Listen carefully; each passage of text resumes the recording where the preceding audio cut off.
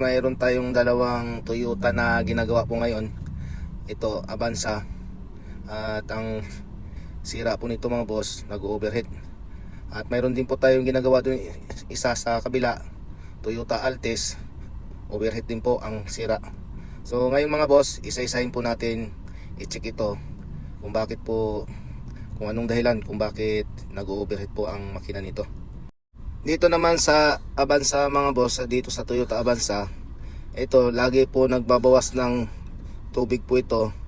At minsan daw ang aircon niya na nawawala.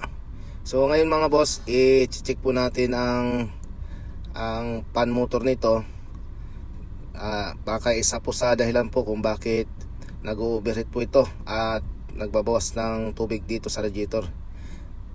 So alamin po natin dito naman sa kabila mga boss, sa Toyota Altis. At dito naman sa Toyota Altis na to, nauubusan po ng tubig. Ang sabi ng may-ari, pag nilalagyan po ng tubig itong radiator, nauubos agad. So ngayon, aalamin po natin mga boss, sasalinan po natin ng tubig itong radiator. Titingnan po natin kung bakit po siya nauubusan ng tubig. So ito, sasalinan po natin. Alamin po natin mga boss kung bakit ito nauubusan daw ng tubig dito sa radiator. So ito, sasalinan muna po natin.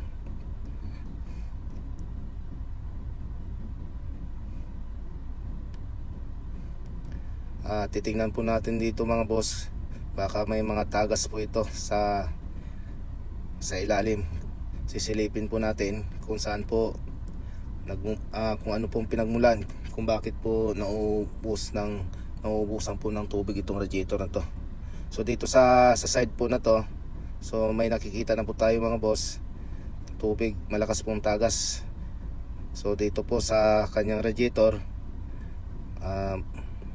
may tagas po dito sa side na to.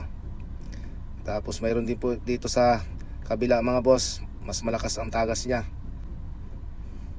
Sobrang lakas ng tagas, kaya po mabilis maubos ang tubig dito sa radiator niya.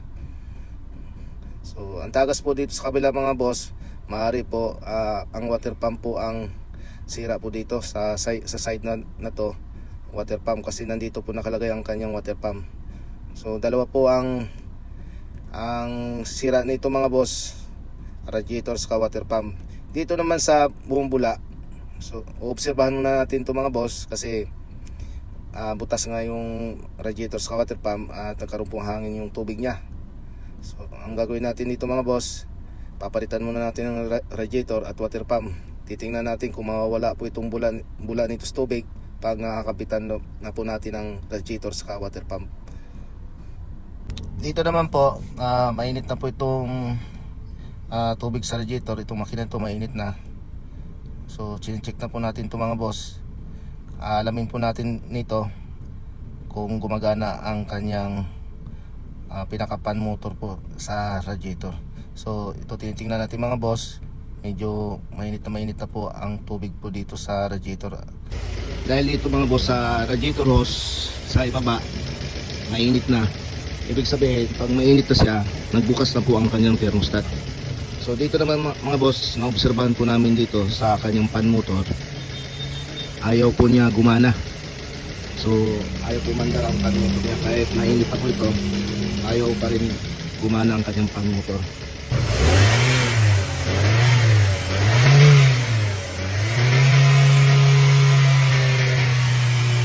So ito na nga mga boss, dahil ayaw po gumana ang kanyang pan motor. Ngayon ang ginawa namin, tinanggal po namin ang radiator at ang kanyang pan motor. So ito po ang radiator niya, i-check po natin, baka barado po ito. Tatanggalin po natin ang valve cover. So tinanggal po namin ignition coil niya, dami pong langis. So pinasok na po ng langis ang spark plug niya. Dahil ito mga boss, kailangan po natin matanggal ang valve cover nito, dahil ang thermostat, i-check po natin ang pinaka thermostat valve niya para malaman po natin kung okay pa ba. Kasi po kapag sira po yon, isa po sa dahilan sa pag-overheat po sa ating makina. Kaya tatanggalin po natin itong thermostat para i-check po natin. Ang thermostat dito mga boss, nandito sa likod nakalagay. Dito.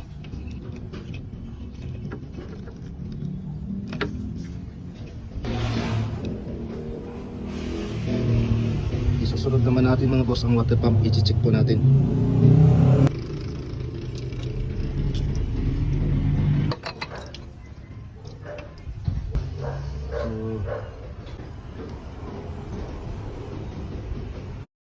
Itong radiator binuksan po namin para ma-check po kung barado o hindi.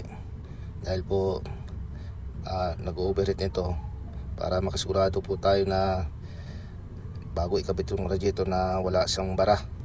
Kaya binuksan po namin, sa nakita po namin wala naman po siyang hindi po siya barado at kinakalawang lang.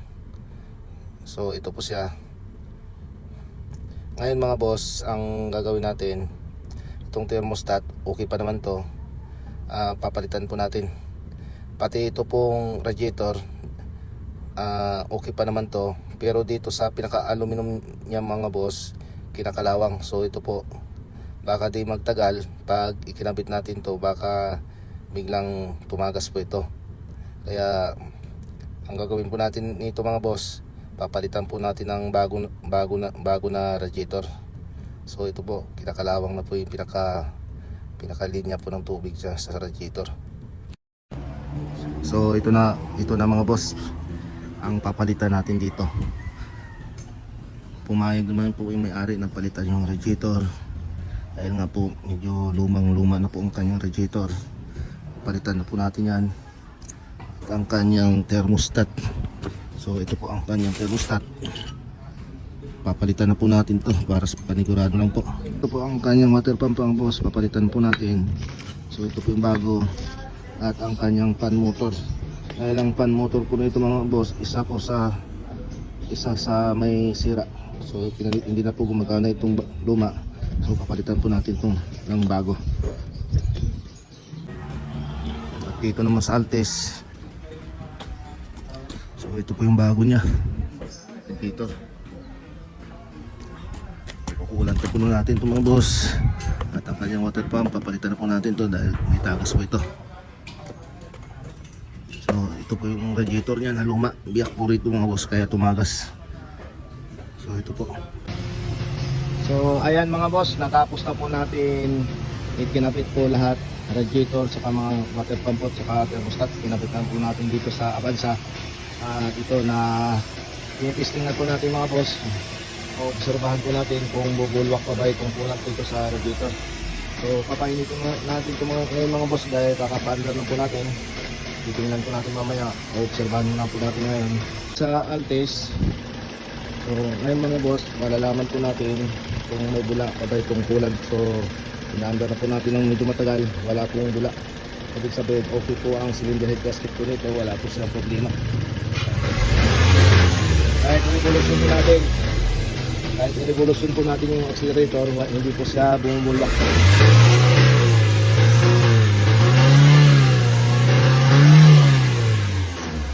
So ito mga boss, okay na itong Altes na itong ginawa natin isa. So dito naman tayo ulit sa Avanza. Revolution na po natin ito.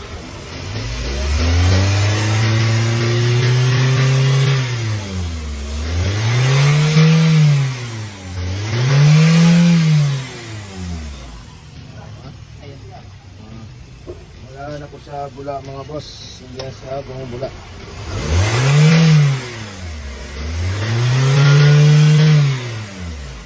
Okay. So ayan mga boss, natapos na po natin itong dalawang sasakyan po na ginagawa natin ngayon. At okay naman po siya, at ayos po, wala po siya nag-overheat.